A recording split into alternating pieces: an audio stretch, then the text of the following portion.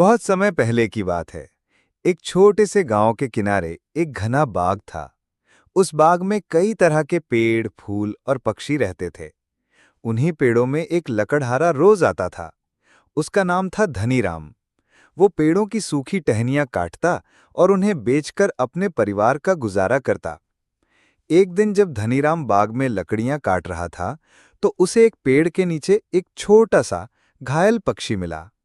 उस पक्षी का पंख टूट गया था और वो उड़ नहीं पा रहा था। धनीराम को उस पर दया आ गई। उसने लकड़ी काटना बंद कर दिया और उस पक्षी को अपने हाथों में उठा लिया। वो उसे अपने घर ले आया और उसकी देखभाल करने लगा। धनीराम और उसके परिवार ने उस पक्षी का बहुत ख्याल रखा। वे उसे रोज दाना पानी देते और उसके घाव पर मरहम लगाते। धीरे धीरे उस पक्षी का घाव भरने लगा और कुछ ही हफ्तों में वो पूरी तरह से ठीक हो गया। अब वो उड़ सकता था। एक सुबह जब धनीराम ने उस पक्षी को आजाद करने के लिए बाहर निकाला, तो वो पक्षी उड़कर पास के एक पेड़ पर बैठ गया और अपनी मधुर आवाज में गाने लगा। उसका गाना सुनकर धनीराम और उसका परिवार बहुत खुश हुआ।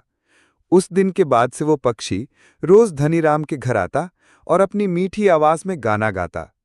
उसका संगीत सुनकर धनीराम की सारी थकान दूर हो जाती और उसका मन प्रसन्नता से भर जाता।